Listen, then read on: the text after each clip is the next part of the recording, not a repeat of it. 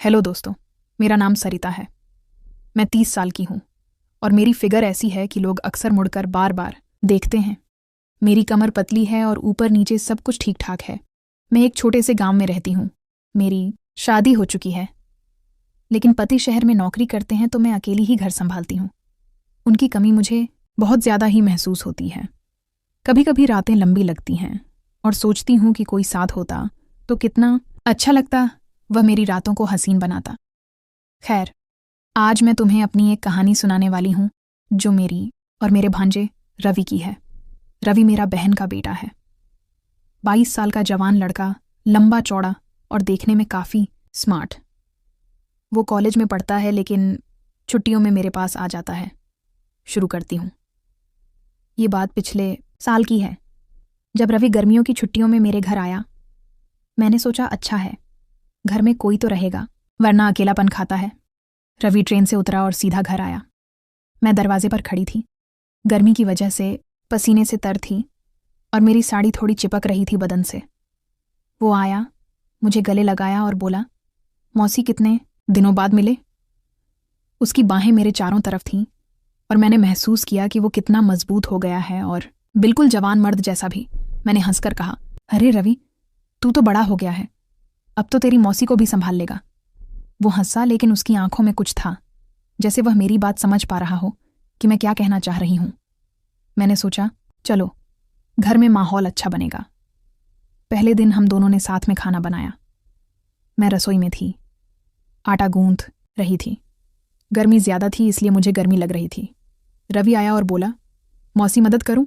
मैंने कहा, हाँ, आजा सब्जी काट। वो मेरे पास खड़ा हो गया, इतना करीब कि उसकी सांसें मेरी गर्दन पर लग रही थीं। मैंने आटा गूंथते हुए कहा, रवि, तू कितना बड़ा हो गया है, अब तो लड़कियां लाइन लगाती होंगी तेरे पीछे।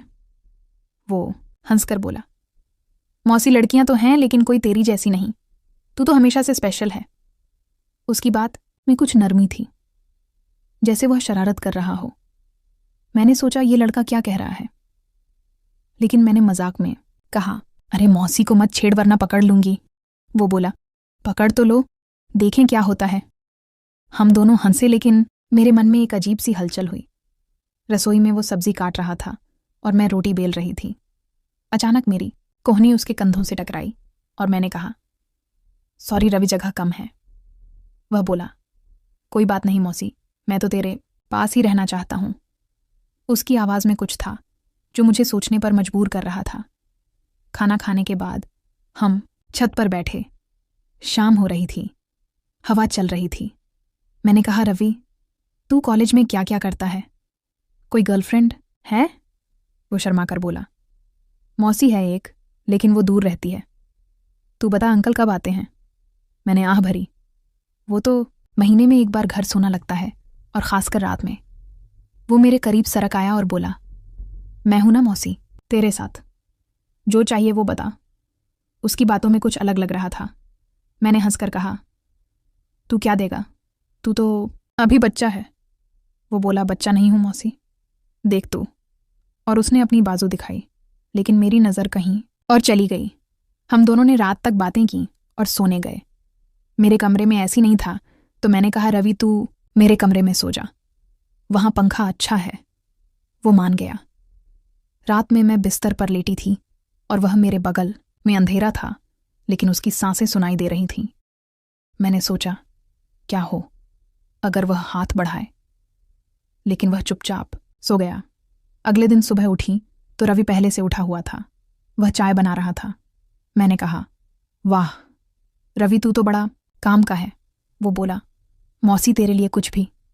हमने साथ में नाश्ता किया।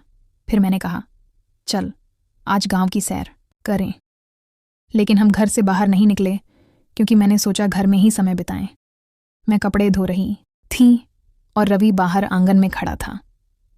मैं बाल्टी में कपड़े डाल रही थी और पानी छलक रहा था। मेरी साड़ी भीग गई थोड़ी और वह देख रहा था। मैंने कहा, क्या देख रहा है रवि?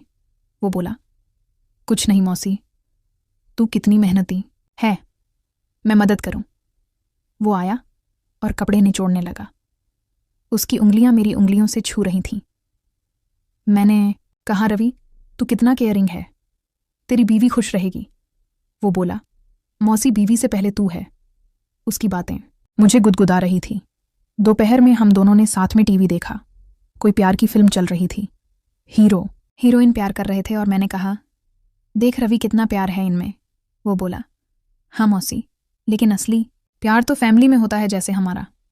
लेकिन उसकी आंखें टीवी से ज्यादा मुझे देख रही थीं। शाम को मैंने कहा, रवि आज मैं तुझे मालिश करूं, तू थक गया होगा ट्रेन से। वो बोला, हाँ मौसी करना। वो बोला, मौसी तेरे हाथ कितने नरम हैं। और कर मैंने मालिश की और वो आएं भर रहा था। मेरे मन में विचार आया कि यह कितना क्लोज हो रहा है, लेकिन मैंने खुद को रोका। रात में फिर साथ सोए। इस बार वो थोड़ा करीब लेटा। मैंने कहा, रवि जगह बना। वो बोला, मौसी ठंड लग रही है। गर्मी का मौसम था, लेकिन मैं चुप रही। रात भर मैं सोचती रही कि क्या हो रहा है। तीसरे दिन हमने घर की सफाई की। मैं झाड़ू लगा रही थी और रवि पोछा कर रहा था। मैं नीचे झुकी थी और वो पीछे से आया। मैंने कहा, अरे सावधान रवि। वो बोला, सॉरी मौसी, लेकिन तू कितनी फ्लेक्सिबल है। मैं हंसी, लेकिन अंदर से गर्मी महसूस हुई। दोपहर में मैंने कहा, चल रवि हम कुछ गेम खेलें। हम लूडो खेलने लगे। हर बार वह जीत रहा था और बोला, मौसी अगर मैं जीता तो तू क्या देगी। मैंने कहा, जो तू कहे वो। बोला, एक चॉकलेट। मैंने हाँ कहा और वो जीता। उसने मुझे अपनी माँ की तरह गले लगाया लंबे समय तक। मैंने कहा, बस रवि, लेकिन वो बोला, मौसी कितना अच्छा लगता है। शाम को हम बालकनी में बैठे। मैंने अपनी जिंदगी की बातें बताई, कैसे शादी के बाद अकेलापन है। वो बोला, मौसी मैं हूं ना तेरे हर दुख में। उसने मेरा हाथ पकड़ा, मैंने छुड़ाया नहीं। रात में सोते समय वो बोला, मौसी एक कहानी सुना। मैंने सुनी और वो मेरे कंधे पर सर रखकर सुन रहा था। चौथे दिन सुबह रवि ने कहा, मौसी आज मैं तुझे ब्रेकफास्ट बनाकर दूंगा। वो रसोई में गया और मैं देख रही थी। वो अंडे फोड़ रहा था और मैंने कहा, रवि तू कितना स्किल्ड है। वो बोला, मौसी तेरे लिए सीखा है। हमने साथ खाया और फिर मैंने कहा, चल घर के पीछे वाले बगीचे में जाएं। वहां फूल तोड़ रहे थे। मैं एक फूल तोड़ रही थी और कांटा चुभ गया। रवि ने मेरा हाथ पकड़ा। मैंने कहा, रवि क्या कर रहा है। वो बोला, दर्द कम होगा मौसी। लेकिन मैंने कहा, ठीक है। दोपहर में हम किताब पढ़ रहे थे। मैं एक नवेल पढ़ रही थी और रवि ने पूछा, क्या पढ़ रही हो। मैंने कहा, प्यार की कहानी। वो बोला, मुझे पढ़कर सुना। मैंने पढ़ा और वो सुनते हुए मेरे करीब आ गया। शाम को हम योगा करने लगे। मैं स्ट्रेच कर रही थी और वह देख रहा था। मैंने कहा, तू भी कर।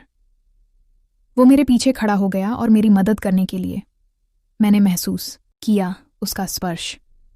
रात में वह बोला, मौसी मुझे नींद नहीं आ रही।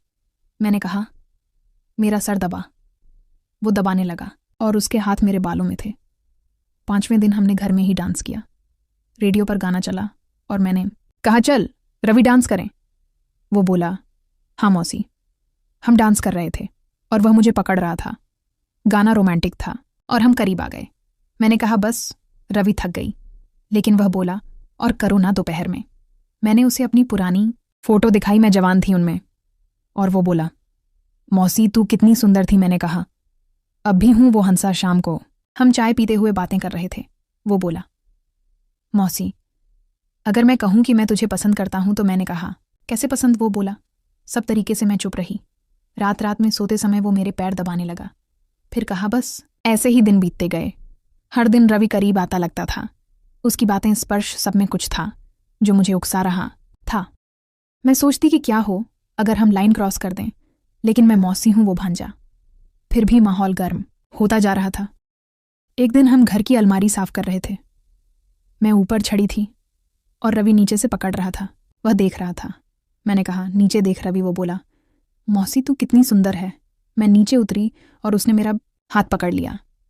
हम दोनों एक दूसरे की आंखों में देख रहे थे। लगा जैसे कुछ होने वाला है। लेकिन तभी दरवाजे पर दस्तक हुई। पड़ोसी आया था। दूसरे दिन रवि ने कहा, मौसी आज मैं तुझे सरप्राइज दूंगा। वो बाजार से कुछ लाया, लेकिन मैंने नहीं देखा। शाम को वह बोला, आंख बंद कर। मैंने की और उसने मेरे गले में नेकलेस डाला। मैंने कहा, ये क्या रवि? वो बोला, तेरे लिए। मैं खुश हुई और उसे गले लगाया। उस रात वो बोला, मौसी, मैं तुझे कभी अकेला नहीं छोड़ूंगा। मैंने कहा, तू मेरा भांजा है, हमेशा साथ रहेगा। लेकिन उसकी आंखों में कुछ और था। धीरे धीरे छुट्टियां खत्म होने लगीं।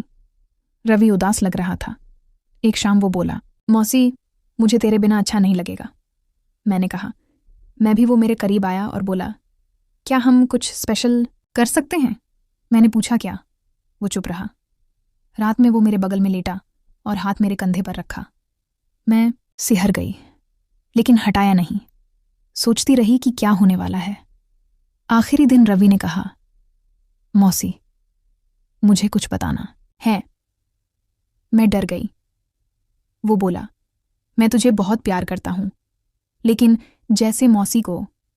लेकिन मैंने देखा कि तू अकेली है तो मैंने सोचा तेरे लिए कुछ करूं। मैंने कहा, क्या? वो बोला, मैंने तेरे लिए एक लड़का देखा है, मेरा दोस्त, वो तुझे खुश रखेगा। मैंने यह सब इसलिए किया ताकि तू समझे कि प्यार क्या है और अकेलापन दूर हो। मैं तेरे भांजे से ज्यादा कुछ नहीं। मैं स्तब्ध रह गई। वो बोला, मैं जानता था कि तू सोचेगी कुछ और, लेकिन मैं बस तेरी मदद करना चाहता था। मैं रो पड़ी। उसने मुझे समझाया कि असली प्यार यह था। रवि गया, लेकिन अब मैं खुश हूं। उसने मुझे सिखाया कि परिवार का बंधन कितना मजबूत है। और हाँ, अब मैं उस दोस्त से मिली और जिंदगी बदल गई। उसके बाद रवि ट्रेन पकड़कर चला गया। मैं रोती रही, लेकिन उसके बताए उस दोस्त राहुल से मिलने का मन बनाया। राहुल रवि का कॉलेज फ्रेंड था, अच्छी नौकरी, स्मार्ट, एंड रवि ने कहा था वह मुझे खुश रखेगा। पहली मुलाकात कैफे में हुई। राहुल आया, मुस्कुराया और बोला, मौसी जी, रवि ने तुम्हारी इतनी तारीफ की है कि मैं खुद आकर्षित हो गया। हम बातें करने लगे, कॉफी पी, हंसे। उसकी आंखें रवि जैसी ही थीं, गहरी, शरारती। धीरे धीरे हम मिलने लगे। वो मेरे घर आता, खाना खाता, रातें बातों में बीतती। लेकिन असली झटका तब लगा जब 1 महीने बाद राहुल ने अपना फोन छोड़ा। घर पर मैंने चेक किया गलती से, और वहां चैट्स थी रवि के साथ। रवि लिख रहा था, यार मौसी फंस गई ना, अब तू एंजॉय कर। मैंने तो पूरा सेटअप किया था, वो अकेली थी। मैंने चालू किया, तू खत्म कर, शेयर कर फोटोज। और राहुल, ब्रो थैंक्स, वो कमाल की है, तेरी मौसी नहीं हमारी। अब मैं स्तब्ध रह गई। रवि का वो परिवार का बंधन वाला ड्रामा सब झूठ वो शुरू से प्लान कर